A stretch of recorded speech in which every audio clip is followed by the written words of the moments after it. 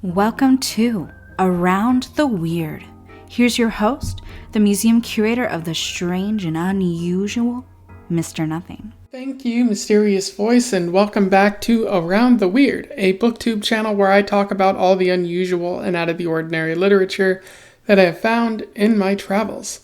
Today, I want to talk about a book that I read, one that was part of book club that my friend Bevan is running. If you want to join the book club, look at the link in the Discord. We would be happy for you to join us. And today's book is all about grief and the Korean personal cultural identity. I am referring to Crying in H Mart by Michelle Zauner, which was published in 2021. For those who don't know, Michelle Zauner is first and foremost a musician.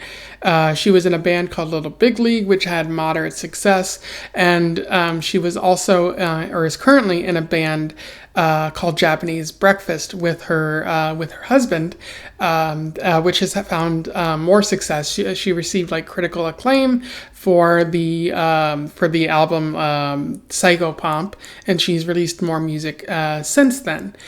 She is a biracial Korean American who a lot of what she talks about in this specific book focuses on that Korean identity and her experience with her mother. This is the only book that she's written, and most likely it'll be the only book that she ever writes. I'm fully prepared to be proven wrong. She is a high quality writer, and I would love to see more of her writing down the road, outside of music, of course. Although I hadn't really heard of her music before deciding to read this, but I'm glad that I did read it. But again, it's one of those instances where the person that I'm talking about isn't necessarily a writer, but writing is just something they've decided to do. And I'm happy about that. In addition to all of that, she's also an activist for Asian American sort of aspects, advocating for Asian Americans in society, which has become a very big issue as of late. It's always been an issue, but especially as of late with growing anti-Chinese sentiment, as well as just general racism towards Asian Americans, which has become a pretty big deal.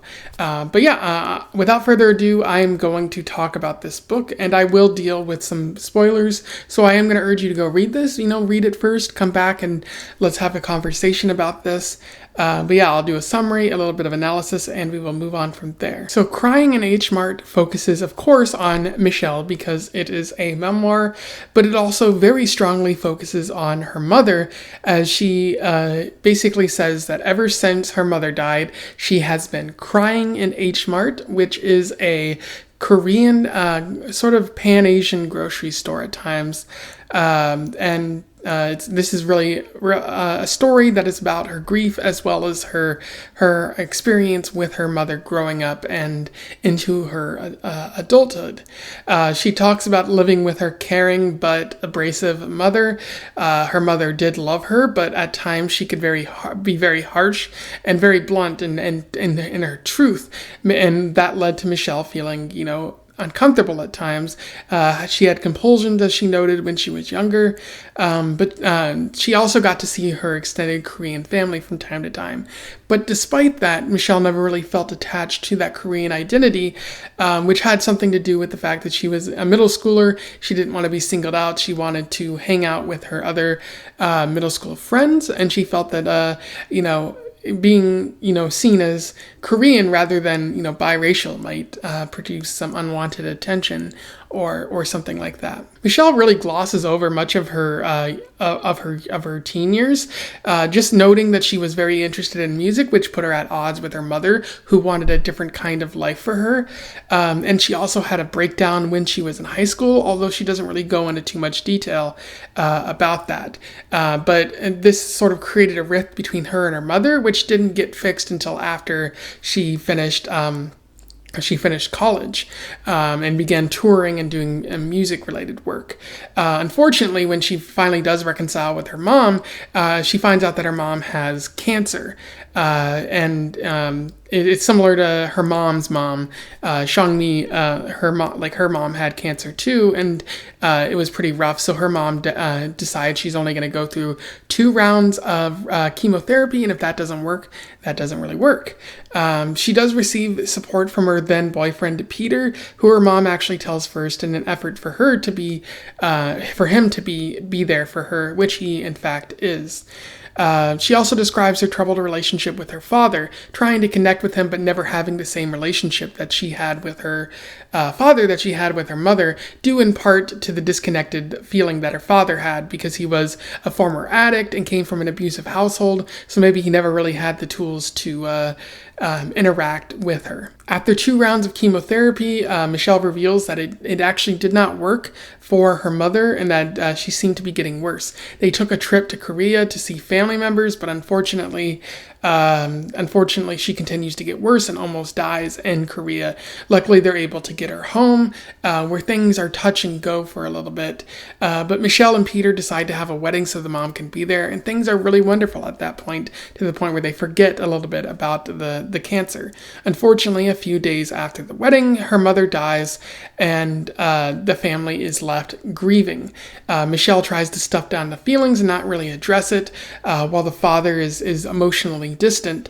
They do try to take a trip to Vietnam in order for them to reconnect and whatnot, but they have a massive fight there, and it does seem like they're not really there for one another, and that there's a lot of unspoken feelings, especially because Michelle discovered that her father was having an affair, but didn't tell anyone when she was very younger. So there was kind of a uncertain feelings around all of that. They eventually returned to Vietnam, but their relationship isn't what they thought or hoped it would be, which makes things worse for Michelle because she no longer has that one other family member to rely on.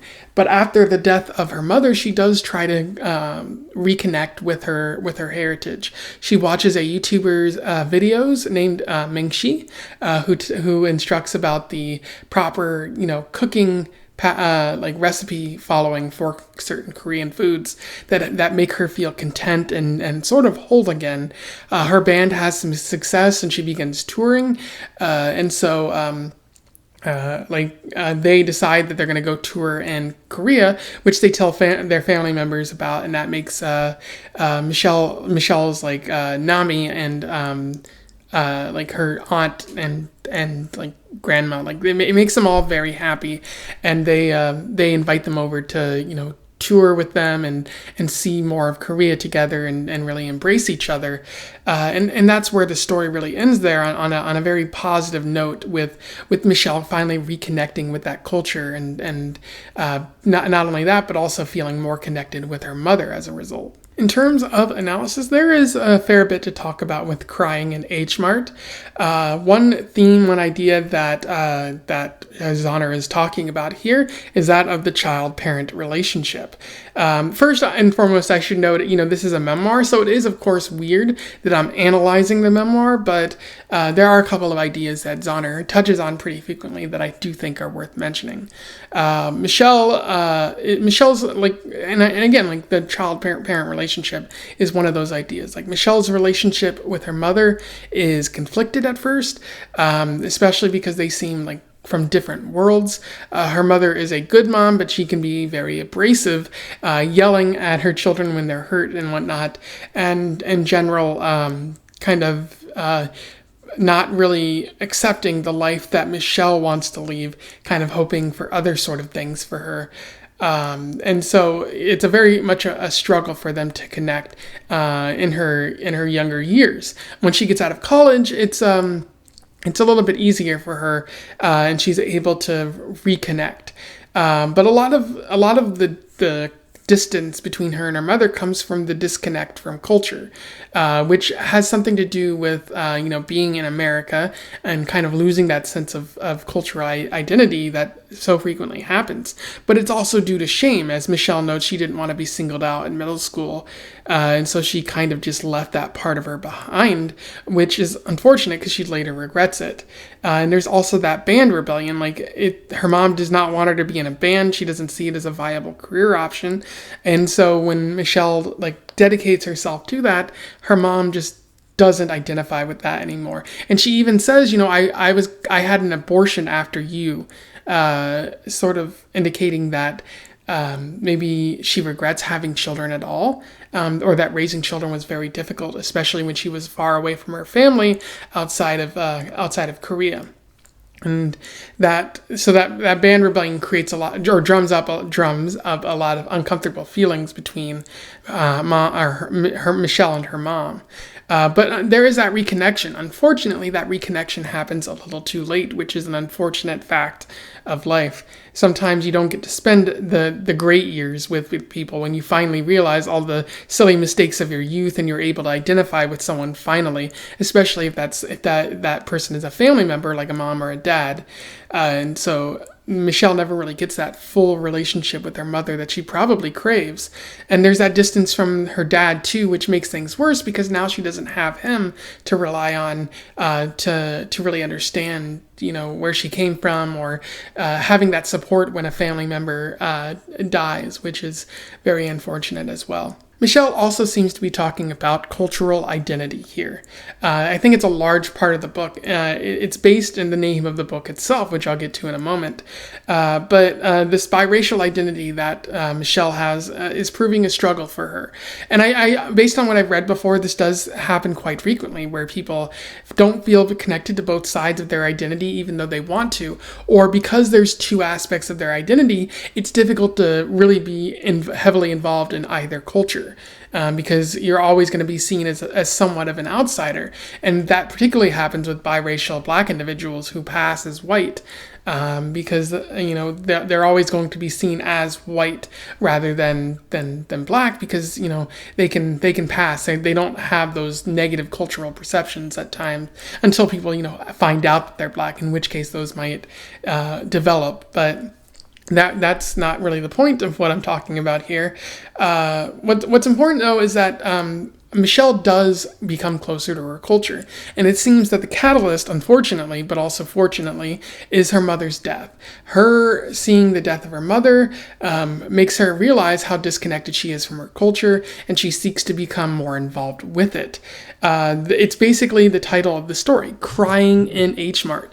H Mart is a Korean grocery store, and so she'd be crying in H Mart because, again, that's sort of the realization that you're disconnected from your culture, and that you realize that the best way to sort of reconnect is to try to, or the best way to reconnect, but also the best way to sort of understand where you come from is embracing that heritage.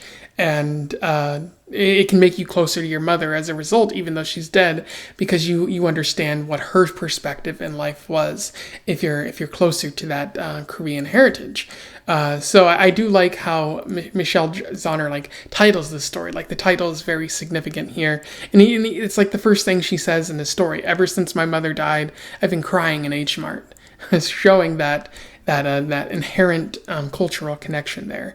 What's also interesting is, the YouTube videos that she's talking about by the creator Ming-Chi, which I have to go check out and see if those are actual videos out there.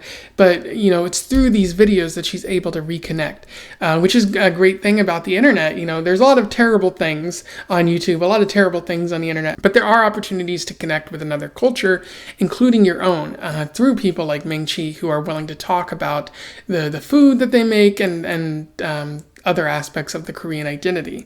And then also her return to Korea provides that opportunity to learn more about who she is, because her family is only too willing to tell her more about her mom and herself and just what Korea is all about, which I think is really beautiful. This is sort of a person coming back into a culture that's been missing for them for so long.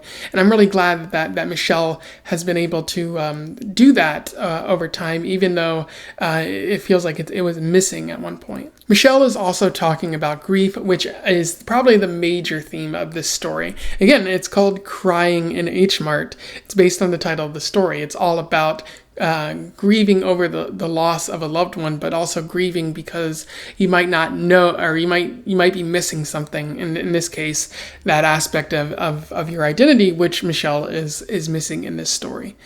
So this book is all about mourning the loss of her mom. And to some extent mourning sort of the loss of her dad, who she never really felt connected to. And because her dad isn't really there for her, as I mentioned before, the grief is kind of worse because you don't really have someone to rely on. She doesn't have any siblings, and her closest family really seems to be in Korea because her dad wasn't close to his family at all. So it's sort of not only a struggle with grief, but also a struggle with finding someone to relate to in this story.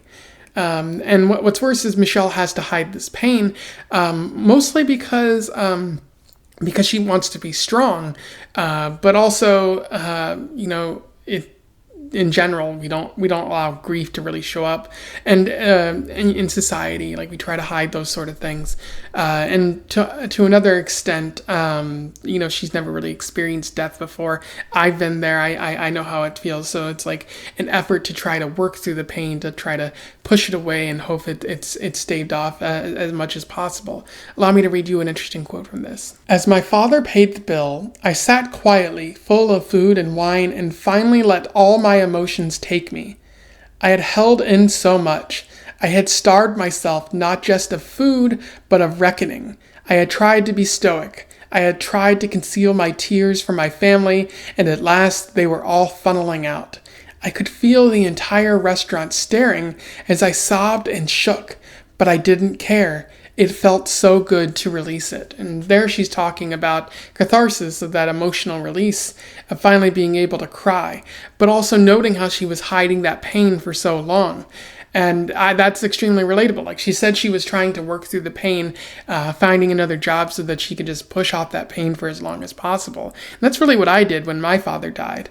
Because, you don't want to feel those emotions right away. You want to push them off because, feeling is a very terrible thing, especially when they're very strong feelings. So it is a challenge, and like Michelle feels that, but as she notes, like, if you push those feelings away, when you finally allow yourself to feel them, they will be so impossibly strong that it's going to be every bit as worse. So when do you want to feel it? Now, or in a couple of weeks, when you finally allow yourself to feel? It's not going to feel good either way, and I honestly think it's probably better to get it out of the way sooner, which is probably a lesson that Michelle has learned in this story. But as she also notes, like, I think the healing in this story comes from embracing her cultural heritage. Like, she's only able to feel better and feel more whole after she's embraced in that aspect. She talks about, making the dish that Ming Chi mentioned in the video, and after she does that, she says she feels more full, more satisfied than she was when she was just blindly eating after the funeral and everything. So sort of embracing that cultural heritage, and when she goes to Korea to visit other family members, it brings a more sense of fullness. So one of the ways that you can heal, as Michelle is noting here, is through that embracing of that cultural heritage. There are other things that I like about this story. One thing in particular that is more of a personal thing to me is how Michelle notes that whenever she would get hurt when she was younger, her mom would yell, sort of a confusion, but also wanting the child to be okay and really trying to take control of the situation in any form possible. And that was relatable to me because that's what my dad did. Whenever I would get sick, like if I threw up before school, maybe once or twice, or if I would, fall down, scrape my knees or something like that, and I went inside and my dad was the only one there, he would start shouting sometimes at my brother, like, "Why did you do this?" And my brother, he's just sitting on the couch like, "What do you mean, what did I do?" Or like he'd be like, "Mr. Nothing, you don't need to, why are you sick? You shouldn't be sick," or something like that.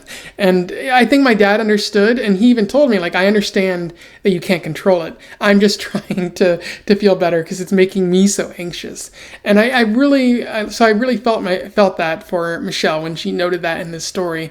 It helped me feel a little bit closeness to my own father as I read it, which is probably Michelle's intention here. Of course, there are a couple problems with this story. It does feel a bit disjointed as she doesn't tell the story chronologically. chronologically, which I found in other sort of memoirs too, like The Tribe of Fatherless Girls by T. Kira Madden. It's not so bad, but I would just prefer it to be more chronological in following exactly what happens, because we are chronological beings after all. But another problem that I notice is she kind of glosses over things at times. She mentions her breakdown in high school, and that was during her time of rebellion with her mom. And given that the story is partially about her mom, I think that would have been very important to understanding the nature of their relationship. And it's just weird that she glosses over that, because that could have been valuable information that really shows another side of her mom, or some aspect in the story that could help us better understand this. And it's weird that she just seems to gloss over a few things that might not fit the narrative that she's trying to tell. And it might also be the case that, it's not really our business to know that she's trying to keep some things personal. But if she's telling this, if she's writing a memoir, like, she's trying to tell us these personal things. So it's just weird that she goes into such very specific details about her life, but chooses this one thing to keep kind of wrapped up and left a mystery. So yeah, it's just a minor problem, but it does annoy me a little bit. Anyway, so those are my thoughts on Crying in H Mart by Michelle Zauner, a pretty solid memoir. Again, it reminded me a little bit of The Tribe of Fatherless Girls by T. Kira Madden, which I didn't like at the time, but rereading this has made me realize how much I like that, and that these are very similar stories about very similar themes. In fact, you could call this The Tribe of Fatherless Girls, because their father is kind of absentee in this story. Weird joke to be making there, but both of them do tell their story very well. And The Tribe of Fatherless Girls is more about trauma that we experience, whereas Crying in H Mart is more about grief and whatnot. So both interesting stories, and I'm going to recommend this to you out there. Go find it, read it. Let me know what your thoughts are in the comments below. I would love to have a discussion with you about this. Otherwise, don't forget to like, share, and subscribe so that more people can find this book or learn about this author musician if they don't already know. And until then, I wish you the best of luck in your weird travels as you cry in H Mart. Farewell.